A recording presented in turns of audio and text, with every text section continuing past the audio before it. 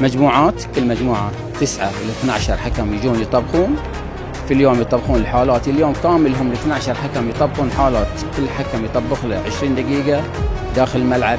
يجي غرفة الفار يطبخ له نفس الشيء 20 دقيقة.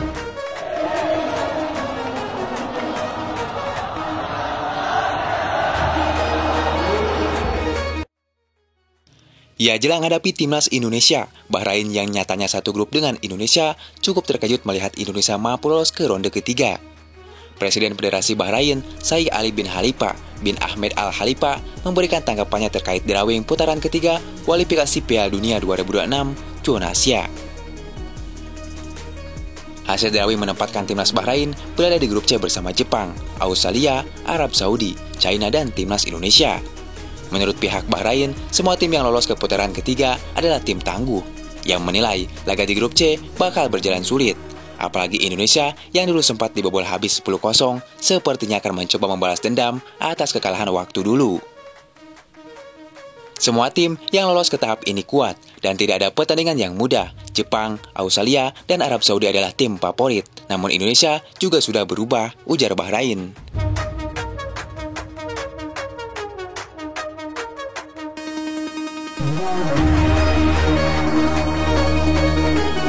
Lebih lanjut, Federasi Bahrain akan memberikan apa yang diperlukan oleh timnas Bahrain untuk mengarungi putaran ketiga. Namun ketika ditanya soal bertemu dengan Indonesia, Bahrain menilai timnya masih di atas Indonesia. Apalagi Bahrain pernah mencetak 10 gol ke gawang skuad Garuda. Ya, jadwal Indonesia versus Bahrain sendiri akan digelar pada 10 Oktober 2024 dan 25 Maret 2025 secara tandang dan kandang, di mana timnas Bahrain lebih dulu akan menjamu timnas Indonesia. Setelah itu, timnas Indonesia bermain di markas sendiri. Ya, jika berbicara melawan timnas Bahrain, tentu secara pertemuan kedua tim ini, Indonesia lebih memiliki catatan buruk dan pernah kalah 10-0. Pertanyaannya, apakah Indonesia akan kembali hancur saat bertemu timnas Bahrain nanti?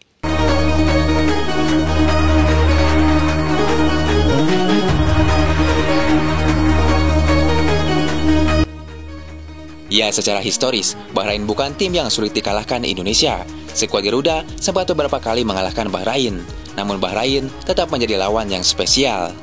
Merekalah yang mencorengkan arang di kening skuad Garuda dengan kekalahan terbesar sepanjang sejarah timnas Indonesia, yaitu membobol 10-0 tanpa balas 1 gol pun dari Indonesia. Hal inilah yang menjadi mimpi buruk skuad Garuda setiap bertemu dengan timnas Bahrain. Ya, dalam data laman World Football, Indonesia baru mencetak 7 gol ke gawang Bahrain, sementara timnas Bahrain sudah mencetak 19 gol ke gawang Indonesia. Gol terbanyak Bahrain ke gawang Indonesia terjadi pada kualifikasi Piala Dunia 2014 lalu. Gawang Indonesia dibobol 10 gol tanpa balas. Inilah yang menjadi rekor kekalahan terbesar timnas Indonesia.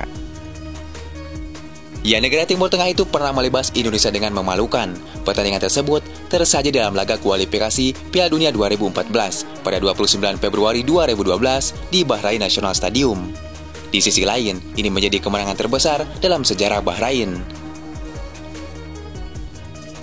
Saat kekalahan besar itu, timnas Indonesia dilatih oleh Aji Santoso yang menurunkan starting kesebelasan di antaranya Samsidar sebagai kiper, Hengki Ardiles, hingga Diogo Michel dan Irfan Bahdim.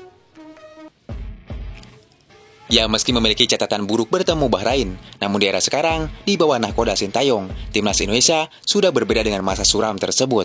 100% timnas Indonesia sudah berubah, 100% pemainnya bermain di luar negeri, 100% para pemain skuad Garuda dihuni pemain Eropa berlabel grade A. Baby's bad, oh baby's hella bad. After her there ain't no coming back. Wanna take a run at that. I think she's feeling me. Ya, meski menempati peringkat 134 FIFA dunia, Indonesia kini dilatih Sintayong dan diperkuat pemain-pemain top berpengalaman di Eropa. Sebut saja Tom Haye, Sandiwa, Jai Ijes, Ragnar Watmangun, dan amunisi baru akan kembali berdatangan. Di sisi lain, Bahrain kini di peringkat 81 dunia. Mereka sama seperti Indonesia di Piala Asia lalu, cuma sampai 16 besar. Dengan ini, didukung 99% pemain keturunan, tentu bisa menjadi pelecut semangat meraih kemenangan di kandang Bahrain dan markas Indonesia sendiri.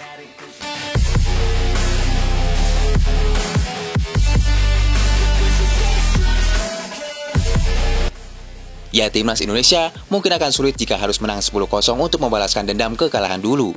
Namun, kemenangan berapapun, skornya akan sangat berharga bagi perjuangan Garuda ke Piala Dunia 2026 dan sudah cukup untuk membalas luka kekalahan.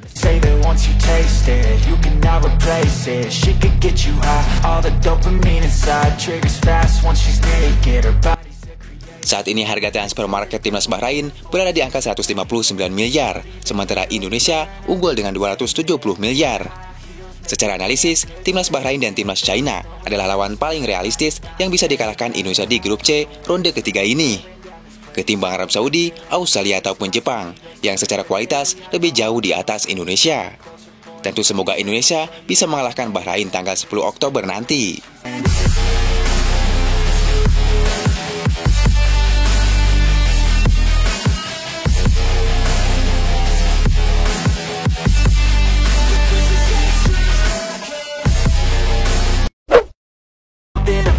I gotta take what I hate and finally make a move. I think of you and all.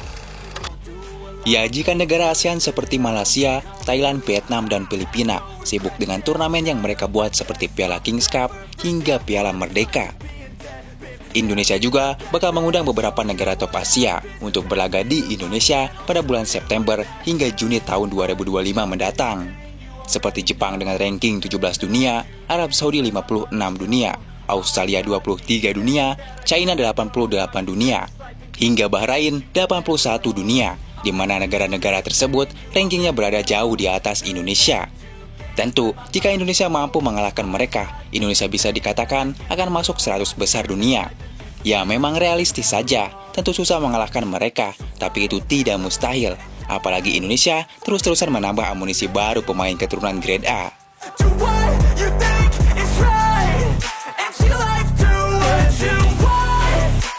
Ya, seperti kita tahu, tak cuma mengupayakan seorang posisi kiper berkelas untuk bisa menembus Piala Dunia 2026, PSSI juga sedang memproses satu penyerang tajam. Dan bukan rahasia umum lagi, Sintayong benar-benar butuh sosok penyerang tajam dan mumpuni. Ya, karena berbagai cara sudah dicoba namun hasilnya nol. Sampai-sampai Sintayong sudah menaruh sosok penyerang seperti Ramadan Sananta, Dimas Derajat, hingga Rafael Struijk, namun hasilnya belum maksimal. Nah, untuk itu, sebisa mungkin PSSI ingin memboyong Oleh Romeni secepat mungkin agar bisa membela timnas Indonesia. Ya, hal itu sepertinya berbuah manis, terlebih Oleh Romeni juga angkat bicara kepada media Belanda bahwa dia sudah deal untuk bergabung dengan skuad Garuda.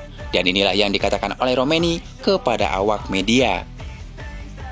Ya, nenek saya lahir di Indonesia. Saya sudah berkomunikasi dengan Ketua Umum PSSI Erick Thohir. Sebuah kehormatan bagi saya, nenek saya lahir di Indonesia. Begitu juga ibu saya yang pernah ke sana, kata Oleh Romeni mengutip dari channel YouTube Football Premier.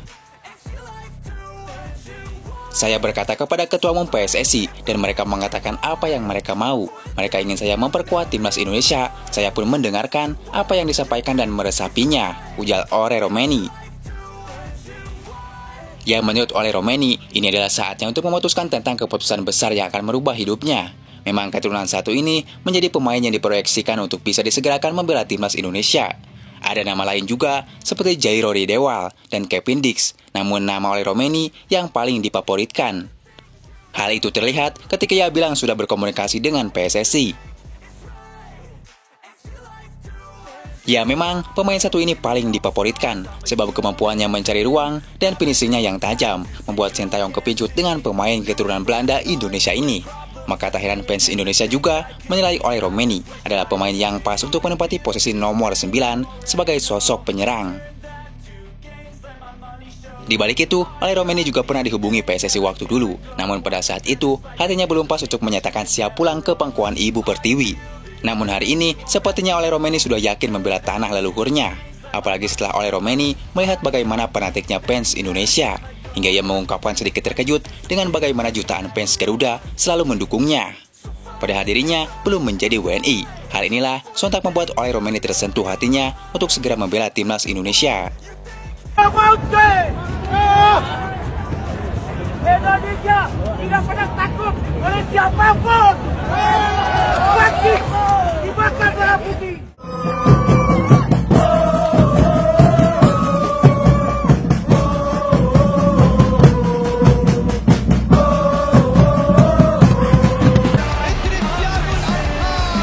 Messi, aparece Messi, gol, gol, gol, gol,